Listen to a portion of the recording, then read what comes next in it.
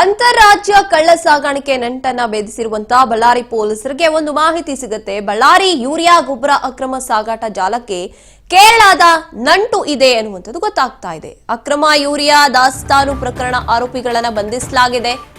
ಆರೋಪಿಗಳ ಹೆಡೆಮುರಿಗೆ ಎಸ್ಪಿ ಸುಮನ್ ಪನ್ನೇಕರ್ ಭಾಗಿಯಾಗಿರುವಂಥದ್ದು, ಅಂದ್ರೆ ಅವರನ್ನ ಎಡೆಮುರಿ ಕಟ್ಟಿರುವಂಥದ್ದು.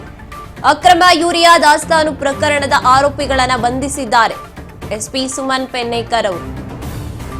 ಕೇರಳ ಮೂಲದ ಒಬ್ಬ ಆರೋಪಿ ಸೇರಿ 7 ಜನ ಆರೋಪಿಗಳನ್ನ ಬಂಧಿಸಲಾಗಿದೆ.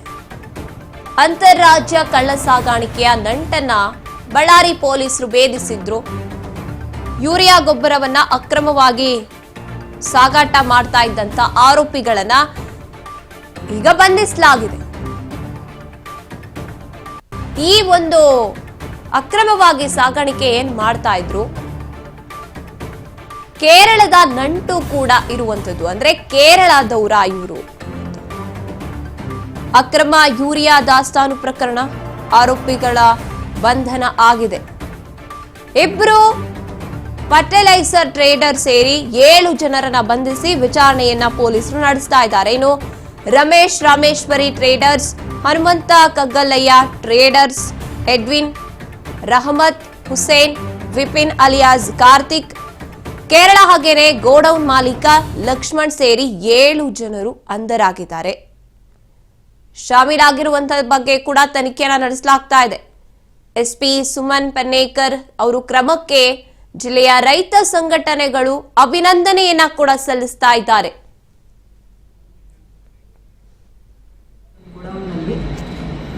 ಸುಮಾರು ಅನ್ಅಥರೈಸ್ಡ್ ಹೋರ್ಡಿಂಗ್ ಆಫ್ ಯೂರಿಯಾ ಇದೆ ಅಂತ ಹೇಳಿ ಒಂದು ಮಾಹಿತಿ ಬಂದ ಮೇರೆಗೆ ಎಪಿಎಂಸಿ ಪೊಲೀಸ್ ಠಾಣಾ ಅಧಿಕಾರಿ ಮತ್ತು ಸಿಬ್ಬಂದಿಗಳು ಆ ಒಂದು ಗೋಡೌನ್ನ ಮೇಲೆ ದಾಳಿ ನಡೆಸಿ ಸುಮಾರು 3575 ಚೀಲಗಳಷ್ಟು ಬೇರೆ ಬೇರೆ ಮ್ಯಾನುಫ್ಯಾಕ್ಚರಿಂಗ್ ಬ್ರ್ಯಾಂಡ್ ಇರುವಂತಹ ಯೂರಿಯಾ ಚೀಲಗಳನ್ನು ನಾವು ಜಪ್ತು ಮಾಡಿಕೊಂಡಿರುವಂಥದ್ದಿದೆ.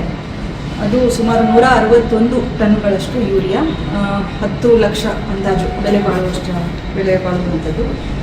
ಸೊ ಈ ಕುರಿತು ಎಪಿಎಂಸಿ ಪೊಲೀಸ್ ಠಾಣೆಯಲ್ಲಿ ಈಗಾಗಲೇ ಒಂದು ಪ್ರಕರಣವನ್ನು ದಾಖಲು ಮಾಡಿಕೊಂಡು ಇದರಲ್ಲಿ ಯಾರು ಭಾಗಿಯಾಗಿದ್ದಾರೆ ಅಂತ ಹೇಳಿ ನಾವು ಪರಿಶೀಲನೆ ಮಾಡಿದಾಗ ಸುಮಾರು 7 ಜನ ಆರೋಪಿತರು ನಮಗೆ ತಿಳಿದು ಬಂದಂಥದ್ದು. ವಿವಿಧ ಹಂತಗಳಲ್ಲಿ ಈ ಯೂರಿಯಾ ಚೀಲಗಳನ್ನು ಹೋರ್ಡಿಂಗ್ ಮಾಡಿರುವಂತಹ ಒಂದು ವ್ಯವಸ್ಥಿತ ಜಾಲವನ್ನು ನಡೆಸ್ತಾ ಇರುವಂಥವರು.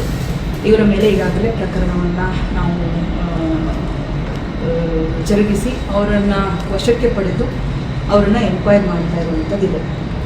ಇಲ್ಲಿನವರೆಗಿನ ಇನ್ವೆಸ್ಟಿಗೇಷನಲ್ಲೇ ನಮಗೆ ತಿಳಿದು ಬಂದಿರೋದೇನಂತಂದರೆ ಇದರಲ್ಲಿ ರೈತರಿಗೆ ಅಂಥೇಳಿ ಏನು ಸಬ್ಸಿಡೈಸ್ಡ್ ರೇಟ್ಸಲ್ಲಿ ಯೂರಿಯಾ ಇರುತ್ತೆ, ಅದನ್ನು ಇವರು ವ್ಯವಸ್ಥಿತವಾಗಿ ಯಾರು ಮ್ಯಾನುಫ್ಯಾಕ್ಚರಿಂಗ್ ಯೂನಿಟ್ಸ್ ಇರುತ್ತೆ ಅವರಿಗೆ ಪೇ ಮಾಡಿಕೊಂಡು ಫಂಡ್ ಮಾಡಿಕೊಂಡು ಅದನ್ನು ಪೇ ಮಾಡಿ ಅದನ್ನು ರಿಸೀವ್ ಮಾಡಿದ ನಂತರ ಅದನ್ನು ಇಮಿಡಿಯೇಟ್ಲಿ ರೈತರಿಗೆ ಅದನ್ನು ಮಾರಾಟ ಮಾಡದೆ ಅದನ್ನು ಹೋಲ್ಡ್ ಮಾಡುವಂಥದ್ದು. ಅಂದರೆ ಅದನ್ನು ಒಂದು ಕಡೆ ವ್ಯವಸ್ಥಿತವಾಗಿ ಅದನ್ನು ಇಟ್ಟು ಅದರಿಂದ ಯಾವಾಗ ಡಿಮಾಂಡ್ ಜಾಸ್ತಿ ಕ್ರಿಯೇಟ್ ಆಗುತ್ತೆ ಆ ಸಂದರ್ಭದಲ್ಲಿ ಹೆಚ್ಚಿನ ಲಾಭ ಪಡಿಬಹುದು ಅನ್ನೋ ಒಂದು ನಿಟ್ಟಿನಲ್ಲಿ ಅದನ್ನು ಶೇಖರಣೆ ಮಾಡಿ ಇಟ್ಟಿರುವಂಥದ್ದು. ಸೊ ಈ ಬಗ್ಗೆ ನಾವು ಇನ್ನೂ ಡೆಪ್ತಾಗಿ ಇನ್ವೆಸ್ಟಿಗೇಷನ್ ಮಾಡ್ತಾ ಇದ್ದೇವೆ. ಎಪಿಎಂಸಿ ಪೊಲೀಸ್ ಠಾಣೆ ಅಧಿಕಾರಿಗಳು ಮತ್ತು ಸೂಪರ್ವೈಸರಿ ಆಫೀಸರ್ಸು ತುಂಬ ವ್ಯವಸ್ಥಿತವಾಗಿ ಇದನ್ನು ಇನ್ವೆಸ್ಟಿಗೇಷನ್ನ ಮಾಡ್ತಾ ಇದ್ದಾರೆ. ಹಾಗೆ ಕೃಷಿ ಇಲಾಖೆ ಅಧಿಕಾರಿಗಳು ಕೂಡ ನಮಗೆ ಇನಿಷಿಯಲ್ ಸೀಜರಲ್ಲಿ ಕೋಆಪ್ರೇಟ್ ಮಾಡಿರುವಂಥದ್ದು. ಸೊ ಸುಮಾರು 7 ಜನ ಆರೋಪಿತರು ನಾವು ಇಲ್ಲಿವರೆಗೆ ಎನ್ಕ್ವೈರಿ ಮಾಡಿರುವಂಥದ್ದು. ಹಾಗೆ ಫರ್ದರ್ ಇನ್ವೆಸ್ಟಿಗೇಷನಲ್ಲಿ ಇನ್ನೂ ಡೀಟೇಲ್ಸ್ನ ನಾವು ತಿಳ್ಕೊಳ್ತೀವಿ. ಈ ಒಂದು ಏನು ಜಾಲ ಅಂತ ಹೇಳ್ತಾ ಇದ್ದಾರೆ ವ್ಯವಸ್ಥಿತವಾಗಿ ನಡೆಸ್ತಾ ಇದ್ದಾರೆ ಅಂತ. ಇದರಲ್ಲಿ ಈ ಬಗ್ಗೆ ಹೆಚ್ಚಿನ ಮಾಹಿತಿಯನ್ನು ನೀಡ್ತಾರೆ ನಮ್ಮ ಪ್ರತಿನಿಧಿ ನಾಗರಾಜ್.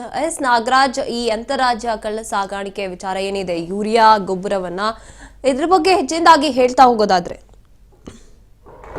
ಗಾಯತ್ರಿ, ಇದೀಗ ಏನು ಒಂದು ಬಳ್ಳಾರಿಯ ಇಂಡಸ್ಟ್ರಿಯಲ್ ಏರಿಯಾದಲ್ಲಿ ಕಳೆದ ಒಂದು 3 ದಿನಗಳ ಹಿಂದೆ ಏನು ಬಳ್ಳಾರಿಯ ಎಸ್ಪಿ ಸುಮನ್ ಪನ್ನೇಕರ್ ಅವರ ನೇತೃತ್ವದ ತಂಡ ಮತ್ತು ಕೃಷಿ ಅಧಿಕಾರಿಗಳ ಒಂದು ಜಂಟಿ ತಂಡ ದಾಳಿ ನಡೆಸಿ ಏನೋ ಒಂದು 4,500 ಯೂರಿಯಾ ಗೊಬ್ಬರದ ಬ್ಯಾಗ್ಗಳನ್ನ ಏನು ವಶಪಡಿಸಿಕೊಂಡಿತ್ತು. ಈ ಒಂದು ಪ್ರಕರಣವನ್ನ ತನಿಖೆ ಬೆನ್ನು ಹತ್ತಿದಾಗ ಇದಕ್ಕೆ ಒಂದು ಅಂತಾರಾಜ್ಯ ಒಂದು ಕಳ್ಳ ಸಾಗಾಣಿಕೆಯ ನಂಟು ಇರ್ತಕ್ಕಂಥದ್ದನ್ನ ಈಗ ಬಳ್ಳಾರಿಯ ಪೊಲೀಸರು ಬೆದರಿಸಿರ್ತಕ್ಕಂಥದ್ದು. ಬಳ್ಳಾರಿಯ ಯೂರಿಯಾ ಗೊಬ್ಬರ ಈ ಒಂದು ಅಕ್ರಮ ಸಾಗಾಟಕ್ಕೆ ಸಂಬಂಧಪಟ್ಟಂತೆ ಈಗಾಗಲೇ ಈ ಪ್ರಕರಣದಲ್ಲಿ 7 ಜನ ಆರೋಪಿಗಳನ್ನ ಈಗ ಬಳ್ಳಾರಿ ಪೊಲೀಸರು ಎಡೆಮುರಿಗೆ ಕಟ್ಟಿರ್ತಕ್ಕಂಥದ್ದು. ಇದರಲ್ಲಿ ಕೇರಳ ಮೂಲದ ಒಬ್ಬ ಆರೋಪಿ ಸೇರಿದಂತೆ 7 ಜನರಿದ್ದಾರೆ.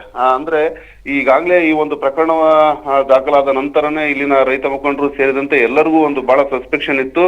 ಇದು ಇಲ್ಲಿಂದ ಪಕ್ಕದ ನೆರೆ ರಾಜ್ಯಗಳಿಗೆ ಇಲ್ಲಿಂದ ಕಳ್ಳ ಸಾಗಾಣಿಕೆ ಆಗ್ತಾ ಇದೆ ಅಂತಕ್ಕಂಥದ್ದನ್ನ. ಯಾಕಂತಂದ್ರೆ ರೈಲ್ವೆ ಯಾರ್ಡ್ ಇಂದ ನೇರವಾಗಿ ಇಂಡಸ್ಟ್ರಿಯಲ್ ಏರಿಯಾದ ಗೋಡೌನ್ಗಳಿಗೆ ಹೋಗಿ ಅಲ್ಲಿಂದ ಒಂದು ಪ್ಯಾಕಿಂಗ್ ಅನ್ನ ಬದಲಾವಣೆ ಮಾಡಿಕೊಂಡು ಇದನ್ನ ಪಕ್ಕದ ನೆರೆ ರಾಜ್ಯಗಳಿಗೆ ಇಂಡಸ್ಟ್ರಿಯಲ್ ಪರ್ಪಸ್ ಓನ್ಲಿ ಅಂತ ಹೇಳ್ಬಿಟ್ಟು ಈ ಒಂದು ಬ್ಯಾಗ್ ಗಳನ್ನ ತಯಾರು ಮಾಡಿ ಇಲ್ಲಿಂದ ಕಳ್ಳ ಸಾಗಾಣಿಕೆ ಮಾಡ್ತಿದ್ದ ಬಗ್ಗೆ ಸುಳಿವಿತ್ತು.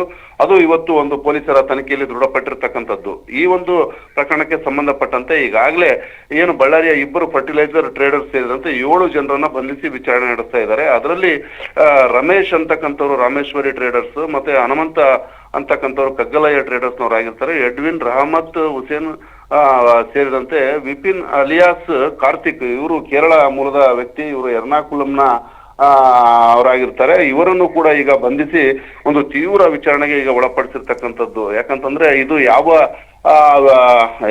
ಕೃತ್ಯಗಳಿಗೆ ಮತ್ತೆ ಯಾವುದಕ್ಕೆ ಇದನ್ನ ಬಳಸ್ಕೊಳ್ಳಾಗ್ತಾ ಇತ್ತು ಅಂತೇಳಿ. ಯಾಕಂತಂದ್ರೆ ಹಿಂದೆ ಬಳ್ಳಾರಿಗೆ ಒಂದು ANI ತಂಡ ಭೇಟಿ ಕೊಟ್ಟಿತ್ತು. ಯಾಕಂತಂದ್ರೆ ಈಗ ಕೆಲವು ಕಡೆ ನಡೆದಂತ ಸ್ಫೋಟದ ಪ್ರಕರಣಗಳಲ್ಲಿ ಬಳ್ಳಾರಿಯ ಕೆಲವು ಫರ್ಟಿಲೈಸರ್ ಶಾಪ್ಗಳಿಂದ ಅಮೋನಿಯಂ ನೈಟ್ರೇಟ್ ಅನ್ನ ಮತ್ತು ಯೂರಿಯಾವನ್ನ ಖರೀದಿ ಮಾಡ್ಕೊಂಡು ಹೋಗಿದ್ದಂತಹ ಪ್ರಕರಣ ಕೂಡ ನಮ್ಮ ಕಣ್ಮುಂದೆ ಇರೋದ್ರಿಂದ ಈಗ ಪೊಲೀಸರು ಬಹಳ ಗಂಭೀರವಾಗಿ ಈ ಪ್ರಕರಣವನ್ನ ಪರಿಗಣಿಸಿದ್ದಾರೆ.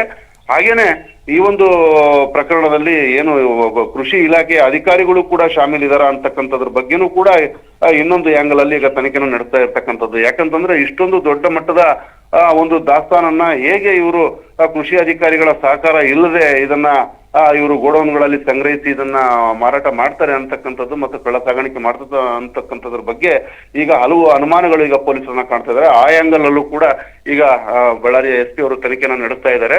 ಒಟ್ಟಾರೆ ಬಳ್ಳಾರಿಯ SP ಸುಮನ್ ಪನ್ನೇಕರ್ ಅವರ ಕ್ರಮಕ್ಕೆ ಜಿಲ್ಲೆಯ ರೈತ ಸಂಘಟನೆಗಳು ಅಭಿನಂದನೆಯನ್ನ ಕೂಡ ಸಲ್ಲಿಸಿರ್ತಕ್ಕಂಥದ್ದು. ಯಾಕಂದ್ರೆ ಕಳೆದ ಹಲವು ವರ್ಷಗಳಿಂದ ಈ ಒಂದು ಮಳೆಗಾಲದ ಸಂದರ್ಭದಲ್ಲಿ ಯೂರಿಯಾವನ್ನ ಅಕ್ರಮವಾಗಿ ಮಾರಾಟ ಮಾಡ್ತಾರೆ ಅಂತಕ್ಕಂಥ ಒಂದು ಕೂಗು, ಅಂದ್ರೆ ಈ ಒಂದು ಬೆಲೆ ಏರಿಕೆ ಮಾಡ್ಲಿಕ್ಕಾಗಿ ಇದನ್ನ ಅಕ್ರಮವಾಗಿ ಒಂದು ದಾಸ್ತಾನು ಮಾಡಿ ಈ ಫರ್ಟಿಲೈಸರ್ ಶಾಪ್ ಮೂಲಕನೇ ಇವುಗಳನ್ನ ಈ ಒಂದು ಕೃತ್ಯ ನಡೆಸ್ತಾ ಇರ್ತಕ್ಕಂಥದ್ದು ಈಗ ತನಿಖೆಯಿಂದ ಬಹಿರಂಗ ಆಗಿರ್ತಕ್ಕಂಥದ್ದು.